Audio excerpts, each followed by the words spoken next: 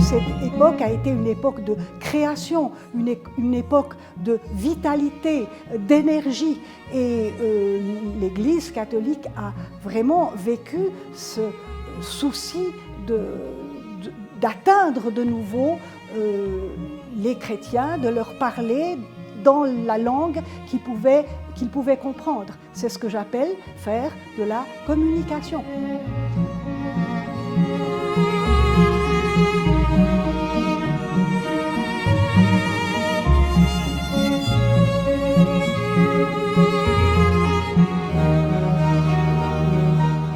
On reprend les héros de l'Antiquité classique pour les christianiser. C'est Hercule aux prises avec l'hydre de Lerne, mais comme le montre et comme le désigne la page de titre, ce n'est pas l'hydre de Lerne, mais l'hydra ursina, c'est-à-dire l'hydre bernoise, donc l'hydre hérétique. Nous avons ici affaire à un ouvrage de controverse. On a cet aspect d'une réforme catholique qui est quand même très délibérément combative. On pourrait dire polémique, mais c'est une combativité qui a quelque chose d'un peu chevaleresque.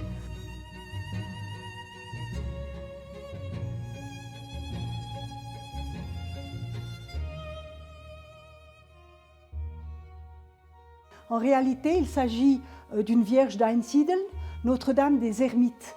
Elle a été donnée, dit la tradition, à un meunier qui devait traverser la forêt de nuit et qui faisait toutes sortes de rencontres désagréables, genre revenants, etc.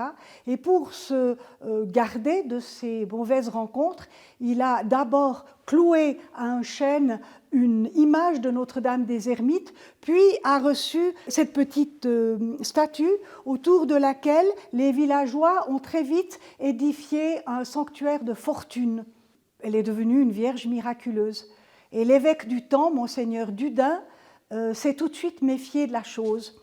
Il a commencé par faire couper le chêne, parce qu'un chêne est un végétal lié à des rites celtiques, païens, donc il a préféré évacuer cette dimension. Puis ensuite, il a fait construire une chapelle en dur qu'on peut voir aujourd'hui encore, donc nous sommes dans les années 1740, elle vient d'être restaurée. Il a fait en sorte que cette chapelle soit un lieu de pèlerinage organisé et encadré par le clergé. Et on voit que le clergé de l'époque a choisi ces lieux de pèlerinage, c'est-à-dire de grands rassemblements, pour précisément faire de la communication dans le sens d'une religion beaucoup plus cadrée, d'une religion dont les dogmes étaient établis, d'une religion, on pourrait dire, balisée par la catéchèse, d'une religion aussi habitée par la fréquentation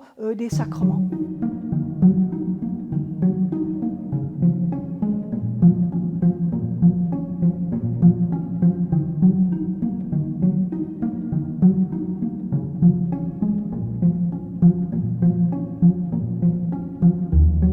Vous avez un document absolument curieux, il date de 1631 et il se présente comme une feuille comptable.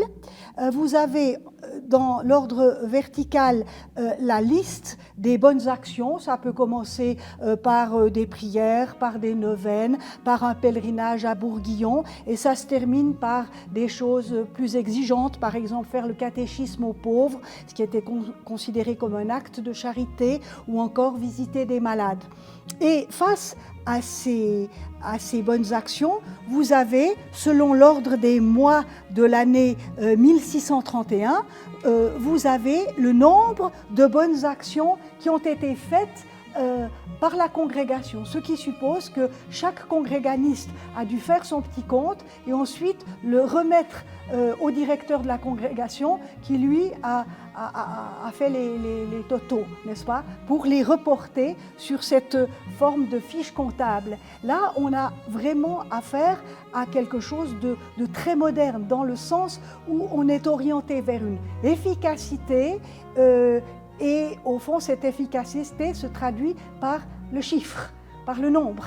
Et vous me direz, que faisait-on de ces petits livres comptables? Eh bien, on les réutilisait dans une communication avec d'autres congrégations et dans lesquelles, alors, on faisait, appeler ça de l'émulation, appeler ça de la concurrence, on faisait état de ces résultats respectifs.